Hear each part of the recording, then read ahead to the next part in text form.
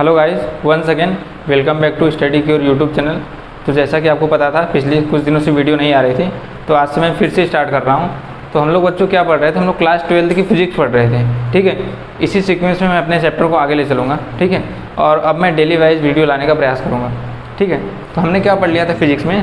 Physics हमने Ohm's law के बारे में पढ़ लिया था और सर्किट के बेसिक कॉन्सेप्ट को भी पढ़ लिया था।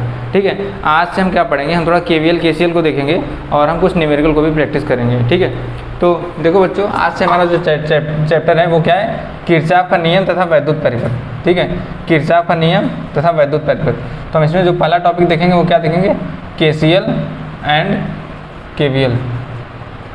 देखो बच्चों, केसीएल का मतलब क्या होता है, किरचॉफ करंट लॉ। ये क्या है, करंट लॉ है।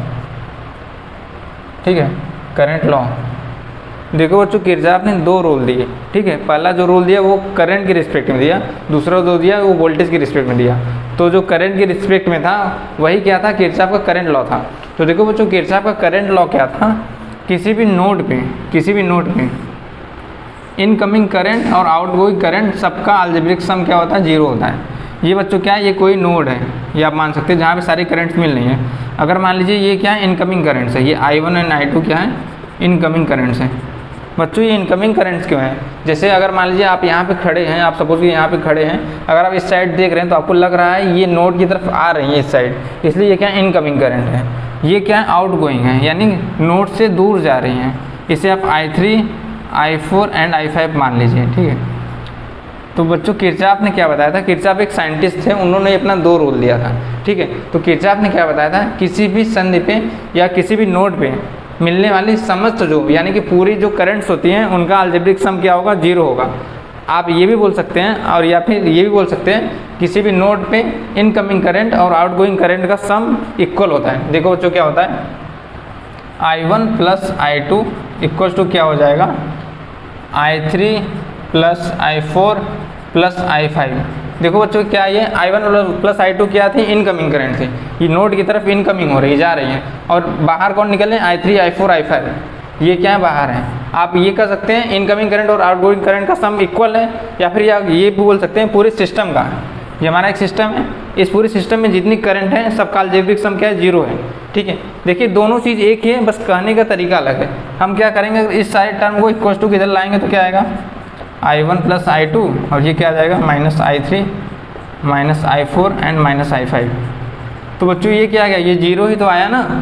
इसीलिए बोला जाता है किसी भी सिस्टम में किसी भी मतलब सारी करंट्स का सम क्या है, यहाँ पे जीरो है। ठीक है, इसे हम ये भी बोलते हैं summation of I equal to zero, क्योंकि सारे I का आप सम कर रहे हैं, I1 plus I2 plus I3 सबका सम क्या आ रहा है, जीरो आ रहा है। ठीक है, तो ये आप इसमें एग्जाम में क्वेश्चन कैसे आता है बच्चों, एग्जाम में क्वेश्चन इस टाइप से है कि मैं आपको थोड़ा एक ब्रीफ आइडिया दे रहा हूँ। ठीक है, आप समझ पाएंगे। जैसे ये बन गया बच्चों आपका डेटा, अगर मान लीजिए इसकी वैल्यू कितनी है, 8 एम्पियर, यहाँ की वैल्यू कितनी है, 6 एम्पियर, और यहाँ की वैल्यू कितनी है, 2 एम्पियर, और यहाँ की वैल्यू कितनी है, 3 एम्पियर, और आपको ये पूछा है इसकी वैल्यू आपको नहीं पता है, इस नोड पे वैल्यू नहीं पता है। तो मान लीजिए आपको इसमें करंट आ रही है, x एम्पियर की आ रही है, x करंट आ रहे हैं, आपको ये वैल्यू पूछी गई, तो आप क्या लगाएंगे, सेम यही रूल लगाएंगे, incoming current equals to outgoing current. देखिए कितना सिंपल ये है, 8 प्लस 6 इक्वल्स टू क्या हो जाएगा, 2 प्लस 3 प्लस x। आप यहाँ से x की वैल्यू फाइंड कर सकते हैं, 8 में 6 ऐड करेंगे क्या आ जाएगा बच्चों, 14, और 2 और 3 5 प्लस x। तो यहाँ से x बराबर बच्चों कितना आ गया, 14 माइनस 5, यानी x बराबर कितना आ गया, 9 एम्पियर। तो आपने फाइंड कर लिया। ठीक है, और अगर आप डायरेक्टली लगाना चाहते हैं तो आप ऐसे कर सकते हैं, 8 और 6 कितना आ गया, 14 आ गया। ठीक है, फिर सिमेट्री के उस साइड भी ये 14 होना चाहिए। ठीक है, 2 और 3 5 में क्या ऐड करेंगे, 14 आ जाएगा, 9। आप ऐसे भी डायरेक्टली कर सकते हैं। ठीक है, अब देखो बच्चों एग्जाम में क्वेश्चन कैसे आता है, एक सिंपल भी क्वेश्चन आ सकता है ऐसा, अगर इस क्वेश्चन को एग्जामिनर कॉम्प्लिकेटेड करेगा तो क्या करेगा, इन सारी वैल्यू को एलिमिनेट करके क्या कर देगा, वो x में रख देगा, जैसे मैं आपको बता रहा हूँ। आप इसका स्क्रीनशॉट लीजिए, लेना हो तो। अब देखो बच्चों, हम इसी टाइप में नेक्स्ट क्वेश्चन लेते हैं, थोड़ा ये भी सिंपल ही है, बस यहाँ पे आपको डेटा पूरा नहीं पता रहेगा। ठीक है, इसलिए थोड़ा बच्चों को सॉल्व करना पड़ेगा ये।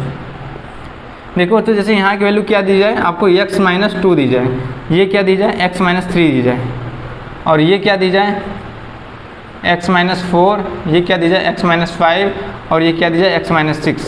और आपसे बच्चों क्या पूछा जाए, x का मान क्या होगा, आपसे ये पूछ सकता है इसमें। और या फिर क्या पूछ सकता है, सभी नोड में करंट का मान। मान लीजिए ये A है, ये B है, ये C है, ये D है, ये E है और ये बीच में O है। तो ये क्या है बच्चों, अलग अलग ब्रांचेस बन गए क्या यहाँ पे। ये A वाली ब्रांच हो गई, ये B वाली हो गई, ये C वाली हो गई, ये D वाली हो गई एंड ये क्या हो गया बच्चों, E वाली ब्रांच हो गई। अगर आप तो हर ब्रांच में x की वैल्यू पूछ रहा है तो आप कैसे बच्चों बताएंगे, सेम आप वही प्रोसेस निकालेंगे। इनकमिंग इक्वल टू क्या हो जाएगा, आउटगोइंग। तो इनकमिंग बच्चों कौन कौन सी करंट है, x-3 एंड x-2, ये आपकी क्या है इनकमिंग करंट है। और आउटगोइंग क्या है, x-6, x-5 एंड x-4, ये बच्चों क्या है आउटगोइंग। तो आप सेम वही प्रोसेस करेंगे, x-2 प्लस x-3, ये इक्वल टू किसके हो जाएगा, उस साइड वाले के, x-4 plus x-5 plus x-6। आप इसे सॉल्व कर दीजिए। तो बच्चों x में x ऐड हो जाएगा, क्या हो जाएगा 2x, और ये क्या हो जाएगा 2 और 3 -5 ऐड हो जाएगा। ये बच्चों x तीनों ऐड होकर क्या हो जाएंगे 3x हो जाएंगे। और ये 5 और 4 क्या हो जाएगा 9 में 6 ऐड कर देंगे 15। ठीक है, अब बच्चों ये देखिए, हम इस वाले टर्म को इस साइड ले जाएंगे, इसको इस साइड लाएंगे। ठीक है, तो ये उधर जाके क्या हो जाएगा 3x - 2x हो जाएगा। ठीक है, ये उधर जाके 3x - 2 हो गया और इधर आके इसमें ऐड हो जाएगा -5 + 15 हो जाएगा। तो ये क्या हो गया, x इक्वल टू बच्चों कितना आ गया 10 आ गया। तो क्या बच्चों आपने x की वैल्यू निकाल दी क्या, हाँ आपने निकाल ली x की वैल्यू। अगर आपको x की वैल्यू पता चल गई है, क्या आप हर ब्रांच में करंट निकाल सकते हैं क्या, बिल्कुल निकाल सकते हैं। आप यहाँ x की वैल्यू 10 रखेंगे तो 10 - 3 इक्वल टू क्या आ जाएगा 7 आ जाएगा। x की वैल्यू 10 - 2 रखेंगे तो इसमें कितनी करंट आ जाएगी 8 आ जाएगी। ये 7 एम्पियर आ गया, ये कितनी आ गई 8 एम्पियर आ गए। आप यहाँ भी रख सकते हैं 10 - 6 equal to 4 ampere, 10 - 5 equal to क्या है 5 एम्पियर, 10 - 4 इक्वल टू क्या हो जाएगा 4 एम्पियर। तो ये एक तरीका था हर ब्रांच में करंट निकालने का। ठीक है, ये क्या है, यही किरचॉफ का फर्स्ट लॉ है। ये क्या है, किरचॉफ का फर्स्ट लॉ। ठीक है, इसमें हम क्या करते हैं, इसी फॉर्मूले का यूज़ करके हम सभी ब्रांचों में करंट फाइंड कर सकते हैं। ठीक है, और बच्चों अगर इससे भी टफ क्वेश्चन देगा तो क्या करेगा, यहाँ पे क्वाड्रेटिक इक्वेशन बनवा देगा आपसे। ठीक है, जिसे बोलते हैं द्विघात समीकरण। तो वहाँ पे वैल्यू फाइंड करना थोड़ी और टफ हो जाएगी। ठीक है, जेईई और नीट में अगर थोड़ा हार्ड क्वेश्चन बनता है कॉन्सेप्ट पे, तो यहाँ पे थोड़ी इक्वेशन बन जाती है, तो आपको वो वैल्यू फाइंड करनी लेती है। लेकिन अगर 12th बेस पे आप देखेंगे तो ऐसे ही क्वेश्चन बनते हैं एग्जाम में। ठीक है, अगर ऑब्जेक्टिव आएगा तो ऐसे ही आएगा। ठीक है, आप इसका स्क्रीनशॉट ले लीजिए, उसके बाद हम किरचॉफ का सेकंड लॉ देखेंगे। ठीक है,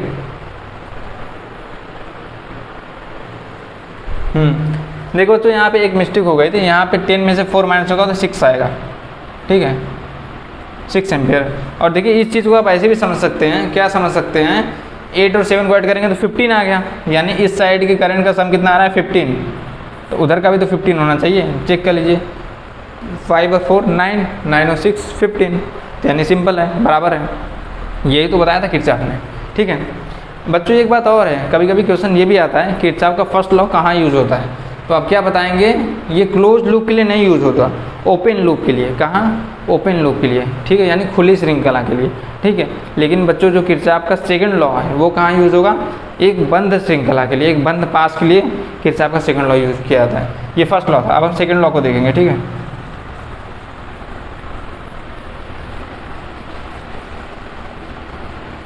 सेकेंड लॉ बच्चों थोड़ा कॉम्प्लिकेटेड है, इसमें आपको टाइम लगेगा थोड़ा। ठीक है,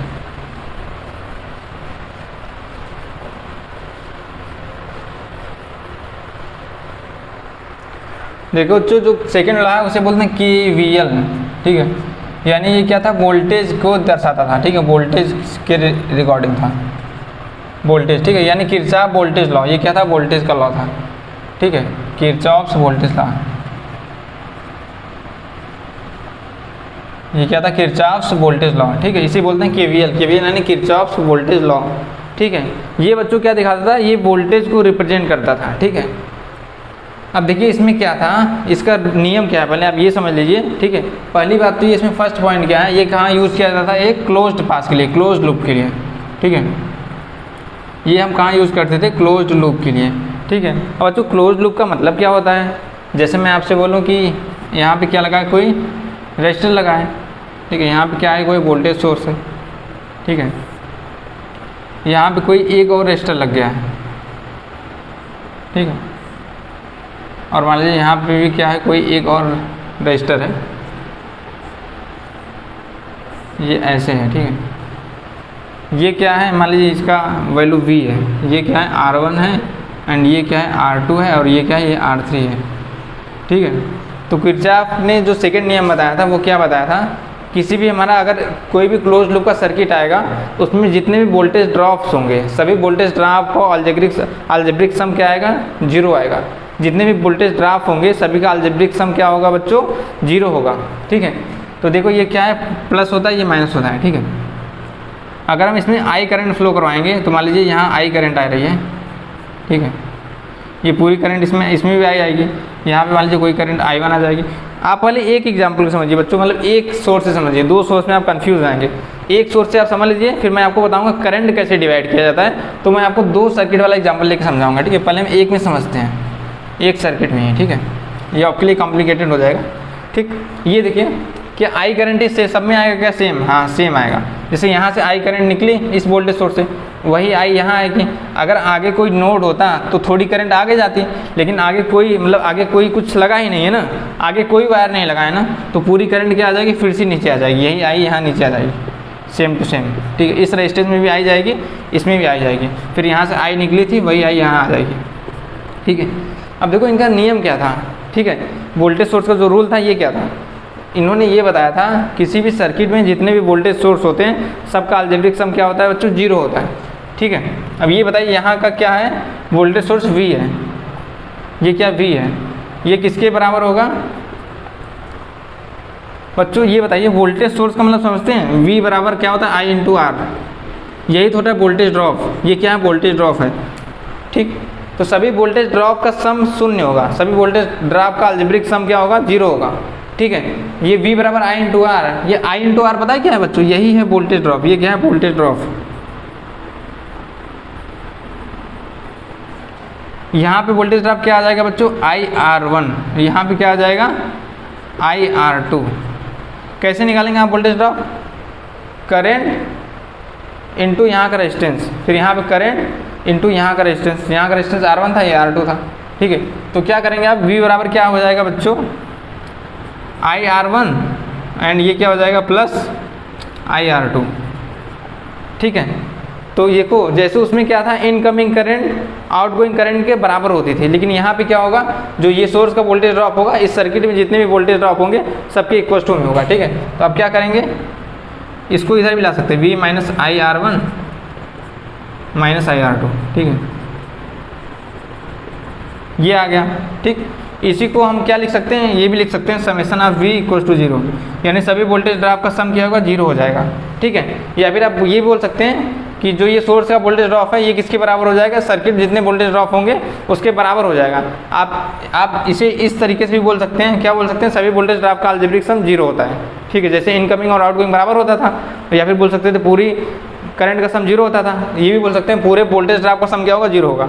आप क्या कर रहे हैं, सभी वोल्टेज ड्रॉप को जोड़ ही तो रहे हैं, सबका सम क्या है, 0 है। ठीक है, अब बच्चों नेक्स्ट क्लास से हम क्या देखेंगे, हम नेक्स्ट क्लास से ये देखेंगे करंट डिवाइड कैसे हो रहा है, और इस पर हम क्या करेंगे, थोड़े न्यूमेरिकल को देखेंगे। तो आज के लिए मैं इतना ही रखता हूँ बच्चों। ठीक है, थैंक यू।